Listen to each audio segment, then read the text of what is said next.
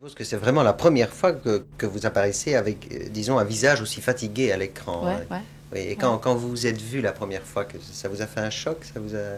Pas du tout, j'étais Non? très contente. Oui. Et ces attitudes que vous preniez, comme vous dites, en fonction de votre ancienne carrière, on vous les corrigeait au fur et à mesure, enfin, le metteur en scène, hein. Il vous disait non, il ne faut pas faire comme ça. Des petits détails quand même, parce qu'un acteur, ce n'est pas un robot. Tu comprends le personnage que tu dois faire et tu cherches de suivre. Quelquefois, tu déroutes un peu. Et il y a le metteur en scène, s'il connaît le personnage, c'est lui qui l'avait écrit en tout cas. Il dit ne fais pas ça parce que ce n'est pas bien pour le personnage et tu essaies de corriger ça. Oui. Alors, précisément, Sophia Loren, dans ce film, il est question du mal fasciste, hein. Est-ce que, d'après vous, ce mal fasciste pourrait renaître en Europe? On en parle beaucoup pour le moment. Et quel est votre sentiment Mais sur la... écoutez, j'espère pas quand même. Hein. J'espère pas. Non, Non. c'est ça. Euh, Sophia Loren, vous faites depuis des années... Je recommence, hein. Sophia Loren, vous faites depuis des années une carrière internationale. Vous avez travaillé avec des grands réalisateurs américains, italiens et français. Quel est celui qui vous a laissé le meilleur souvenir professionnel? Écoutez, moi j'ai fait beaucoup de films avec Desica. Et Desica, pour moi, vraiment, c'est le vrai. C'est lui qui m'a appris tout dans ma carrière. J'ai fait avec lui, je crois, 7 ou 8 films. Et, les rapports que j'avais avec lui, c'était vraiment unique, rare. Ça suffisait un geste, un regard. Et c'était beaucoup plus qu'une longue conversation au sujet d'une scène. Et ça, je ne pourrais jamais l'oublier. Après, j'ai travaillé avec Charlie Chaplin, que j'ai beaucoup aimé parce que je considère Charlie Chaplin un monstre sacré parce que c'est lui qui finalement a inventé le cinéma avec Walt Disney, si on veut. Et de si que Charlie Chaplin. Et dans les metteurs en scène français, vous n'avez pas de grands souvenirs de ce que... J'ai pas travaillé beaucoup avec des metteurs en scène français. J'ai Avec Jean travaillé Boyer, je seulement crois, non? metteur en scène. Non, j'ai travaillé seulement avec Christian Jacques, Madame Sans-Gêne, et après avec Kayat, Verdict. C'est ça, avec Verdict. Gabin. Oui, l'acteur Verbin, oui. Oui, c'est ça. Est-ce que la personnalité d'un metteur en scène correspond chaque fois à une technique différente? Je m'explique. Par exemple, est-ce que un metteur en scène américain est tout à fait différent d'un Italien ou d'un Français? Vous avez beaucoup travaillé à Mais Hollywood. écoutez, ça Est-ce que la... dépend. Moi, j'ai travaillé à Hollywood, ça fait maintenant, j'ai commencé à travailler pour les Américains, ça fait 20 ans maintenant. Et la technique à cette époque-là, c'était une technique, on travaillait toujours dans les studios, on travaillait jamais en extérieur, on faisait tout dedans et c'était vraiment un peu angoissante quand même. Mais maintenant, les derniers films que je vois depuis 6 ans, 7 ans, 8 ans, même les films américains, ils sont tous tournés dehors. Et vraiment, ils ont appris une technique à l'italienne, disons, parce que vraiment, ils jouent dans les décors réels, ce qu'ils ne faisaient pas avant. On a écrit 100 fois ces dernières années que le cinéma était en crise et que les réalisateurs manquaient singulièrement d'imagination. Quel est votre sentiment au sujet de cette opinion? Mais j'entends toujours parler de crise et je ne sais pas. Je crois, oui, peut-être il y a une crise, mais ce n'est pas tellement une crise d'idées. C'est une crise économique.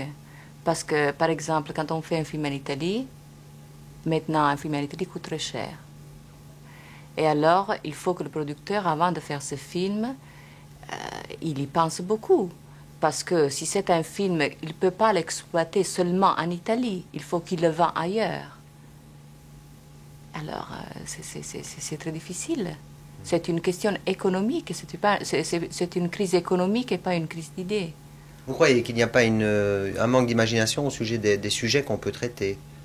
Comme Non, vous voyez, non, non, non, non, non, non, je ne crois pas. C'est une non. question économique, je C'est crois. ça. Parce que Oui, d'un oui. côté, on voit qu'on fait... Surtout économique en Europe, pas en Amérique, parce que le marché en Amérique, c'est immense. Hmm. Mais en Europe, oui, c'est une question économique. Oui, mais précisément, on voit que les Américains ont énormément d'argent et font souvent ce qu'on appelle maintenant des films catastrophes et qui n'ont pas, disons, une très Mais grande vous voyez, moi, qualité. ce genre de films-là, moi, je ne suis pas très passionnée. Moi, je n'aime pas les faire. J'aime les regarder pour m'amuser comme ça, mais ça ne compte vraiment rien pour un acteur de faire un film comme ça. On peut s'amuser de temps en temps, mais moi, pour moi, personnellement, j'aime beaucoup plus faire un film à petit budget comme Une journée particulière qu'un film catastrophique comme on fait d'habitude, parce que ça ne m'apporte rien à moi personnellement. Oui, précisément, Sophia Loren, est-ce que vous n'avez pas l'impression que le règne des superstars est définitivement terminé actuellement? Ou bien est-ce que vous croyez que ça continue, ce système-là, ou bien est-ce que vous croyez que ça... Mais écoutez, tous les films qui marchent en Amérique sont des films avec des stars, comme Robert Redford, comme Paul Newman, comme De Niro. Il a commencé comme ça, mais maintenant il est une star, un star, et je sais pas, Al Pacino, tout. Non, je vois pas. Depuis pas mal de temps, vous vous consacrez de plus en plus à votre vie familiale. Est-ce que dans l'avenir, on peut imaginer que cette vie familiale va dominer vos activités au cinéma? Écoutez, depuis que j'ai eu mes deux enfants, je crois que je considère ma vie familiale beaucoup plus importante que ma carrière quand même. Et maintenant, vraiment, j'ai envie de choisir seulement les choses que j'ai envie de faire dans ma carrière et pas faire n'importe quoi, seulement pour le plaisir de travailler. Oui, précisément, quand vous examinez votre carrière rétrospectivement, est-ce que vous pensez que vous auriez pu avoir des rôles encore plus passionnants ou plus intéressants que vous n'en avez eu? Ou bien est-ce que vous estimez que vous avez fait la carrière qu'il fallait faire? Vous savez, on ne sait jamais. Moi, j'ai eu beaucoup de chance parce que quand même dans ma carrière, on peut se souvenir des films comme La Ciociara, comme Hier, aujourd'hui et demain, comme Mariage à l'italienne. Monde du cinéma, Sophia Loren, deuxième. Quand vous examinez votre carrière rétrospectivement, est-ce que vous pensez que vous auriez pu avoir des rôles encore plus passionnants ou plus intéressants que vous n'en avez eu? Bon, écoutez, j'ai eu beaucoup de rôles qui m'ont donné beaucoup de satisfaction, comme La Ciociara que j'ai fait avec Desica, L'Or de Naples que j'ai fait toujours avec Desica, Hier, aujourd'hui et demain, Mariage à l'italienne, et maintenant cette grande chance que j'ai eue, après 20 ans de carrière, de faire une journée particulière. Précisément, dans la vie d'une vedette de cinéma, quelle est la part de chance et quelle est la part de travail? Il faut beaucoup de chance dans ce métier, ou beaucoup de travail. Quand on réussit, on parle toujours de chance, mais moi je sais que tout ce que j'ai eu dans ma carrière, vraiment, je l'ai eu avec beaucoup de travail. J'ai travaillé beaucoup. J'ai travaillé à apprendre mon métier, j'ai travaillé à apprendre des langues que je ne connaissais pas, comme l'anglais, et travaillé pour les Américains. Et vraiment, tout ce que j'ai eu, je crois que je l'ai mérité parce que j'ai beaucoup, beaucoup travaillé pour l'avoir. Oui, j'ai eu peut-être quelquefois un peu de chance, mais j'étais vraiment bien préparée à l'accepter, cette chance. C'est-à-dire que quand la chance s'est présentée, vous ne l'avez pas ratée, c'est ça. Voilà. Sophia Loren, en étant une vedette, une star internationale, vous êtes fatalement une femme différente des autres. Est-ce que cela vous plaît de vous sentir différente ou est-ce que, disons, certains hommages exagérés vous gênent? Moi, personnellement, je me sens une femme comme les autres, mais bien sûr, quand on est connu, on a pas des avantages, le contraire. Des inconvénients. Des inconvénients de la popularité. Mais je crois que je l'accepte très volontiers parce que ça fait partie de mon travail quand même, de ma profession. Je ne suis pas une des actrices que quand on me reconnaît dans la rue, je dis «Oh, c'est terrible, on me reconnaît, je ne veux pas donner des autographes» et tout ça. Moi, j'accepte tout ça avec beaucoup de plaisir parce que finalement, quand on commence à faire le cinéma, on a envie vraiment d'être populaire. Et quand on est populaire, il faut accepter même ces petits inconvénients. Précisément, Sophia Loren, au début de votre carrière, est-ce que vous aviez vraiment envie de devenir populaire? C'est ça, au fond. Vous aviez envie vraiment que les gens vous reconnaissent et d'être un personnage, disons, hors du commun? Moi, j'ai commencé à faire le cinéma parce que j'avais envie de faire l'actrice, pas d'être connue. J'avais envie de m'exprimer, de donner quelque chose aux autres si je pouvais. Mais pas pour être populaire et pour avoir du succès. Pas du tout. Est-ce que vous n'avez jamais des moments de découragement ou de doute en ce qui concerne votre métier? Par exemple, est-ce que vous ne vous dites jamais, après tout ce que je fais, ce n'est que du cinéma, c'est pas très important, etc. Ça ne correspond pas tout à fait à la vie. Mais le cinéma, comme l'entendez-vous, ce n'est pas seulement du cinéma, c'est beaucoup de travail, c'est une profession très sérieuse. Chaque fois, surtout quand on est assez connu, chaque fois qu'on fait un film, on affronte des problèmes différents. C'est toujours comme faire un film pour la première fois. Et il y a toujours beaucoup de problèmes à surmonter. Ce n'est pas une vie facile que nous faisons, pas du tout, parce qu'on est toujours dans les yeux de tout le monde. N'importe ce qu'on fait, on est toujours publiquement exposé. Précisément, vous croyez que c'est un des métiers les plus difficiles alors? Faire du cinéma, c'est très compliqué. Je ne sais pas, Ça si demande c'est un des énormément. métiers les plus difficiles, mais c'est difficile à faire. C'est pas facile. Ce n'est pas seulement la couverture dans les journaux, ce n'est pas la belle robe, ce n'est pas seulement la fourrure, ou peut-être les diamants, que j'aime plus, non. Mais c'est une vie. Si vraiment euh, on, on- on a envie de faire quelque chose de formidable et de bien, c'est pas facile à faire. Est-ce que vous avez déjà eu, par exemple, des lettres de gens qui vous envient, qui vous envoient des lettres désagréables? Est-ce que ça vous arrive?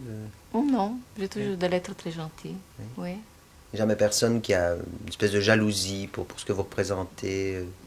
Non, je dois dire que j'ai toujours des lettres qui me traitent comme des membres de leur famille, comme une sœur, comme une mère, ça dépend de l'âge. Non, non. Ou comme une fiancée, parfois? Oui. Quand vous allez au cinéma, quel genre de film est-ce que vous allez voir? Enfin, je ne sais pas si vous y allez. Oh oui, bien sûr. Moi, je fais le cinéma, je suis intéressée de voir des films quand même, des films qui m'intéressent beaucoup. Je suis un public facile. Je peux être très émue dans des films romantiques, sentimentaux que j'aime beaucoup.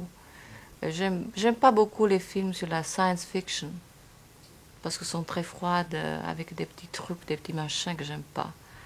Mais des films comme, je sais pas moi, Dr. Zhivago, Gone with the Wind, des films comme ça, j'aime beaucoup. Et les films d'action, les westerns, etc., ça ne vous... C'est drôle, j'aime les regarder à la télévision, mais pas sortir pour les voir. Oui, justement. À part votre profession et votre famille, quels sont vos centres d'intérêt dans l'existence? Est-ce que vous avez des passions pour quelque chose? Est-ce que vous aimez, je ne sais pas, la lecture J'aime lire, j'aime écrire, quelquefois. J'écris tous les jours 10 minutes. J'ai un journal que je garde depuis 17-18 ans maintenant. Et à part ça, j'ai deux fils, un fils à 8 ans et 4 ans. Et il prend beaucoup de temps dans ma journée parce que j'aime vraiment rester avec eux le plus possible, parce qu'il y a des moments que je dois partir pour des choses, des films, pour le travail et tout ça. Et quand je suis à la maison, j'aime rester avec eux le plus longtemps possible. Mais précisément, vous avez parlé de votre vie de famille tout à l'heure. Quand vous devez vous éloigner pour plusieurs mois, je suppose que ça vous gêne quand vous devez quitter votre famille pour... J'essaie toujours de trouver des films qui me conviennent comme actrice et qui sont faits autour de Paris peut-être, parce que comme ça le week-end je peux me déplacer et aller voir mes enfants. Vous Mais venez de parler, quelquefois c'est pas possible, il faut choisir. vous venez de parler de journal, Sophia Loren. C'est un journal où vous consignez tous les événements de votre vie ou bien je veux dire, uniquement les événements de votre vie professionnelle N'importe quoi, ce qui m'intéresse, ce qui m'a pas choqué, ce qui m'a frappé dans la journée, s'il y a quelque chose, ou peut-être un petit geste, un regard, n'importe quoi. Est-ce que vous êtes contente de l'époque dans laquelle vous vivez? Assez. Oui. Vous pourriez dire pourquoi? Je crois qu'il y a trop de violence dans le monde aujourd'hui et ça me donne une angoisse épouvantable parce que quand on a des enfants, on passe toujours qu'est-ce que ça va être dans 10 ans, 15 ans, 20 ans, l'avenir pour tes fils. C'est surtout Si j'avais pas d'enfants, peut-être je ne serais pas tellement angoissée, mais quand on a des enfants, on se sent responsable. Et vous croyez que c'est une époque ici qui est porteuse d'angoisse beaucoup plus qu'une autre? On vit dans un moment très angoissant maintenant, très violente aussi parce qu'on a des moyens comme la télévision qui nous passe toujours des événements catastrophiques. Et vraiment, on a des moments qui on pense qu'est-ce qui va se passer dans l'avenir. Et cette angoisse, est-ce que vous la traduisez dans votre journal également? Est-ce que vous en parlez? c'est une chose privée, c'est à Oui, moi. précisément. Alors, je vais vous poser la dernière question. Je Est-ce que sais vous avez pas. l'intention d'écrire un livre dans les mois ou dans les années qui viennent, comme beaucoup d'acteurs le font ces derniers temps? Non, ça, je publierai jamais ça. Non. Non, non, c'est une chose à moi complètement. Oui. Ou même, disons, un livre sur vos activités professionnelles. Je suis en train d'écrire un livre sur une biographie. Biographie, c'est Oui, ça, oui. biographie. Oui. Et ça, ils vont la publier l'année prochaine. Je vous souhaite bonne chance. Mais mes pensées, c'est une autre chose. Merci. Merci.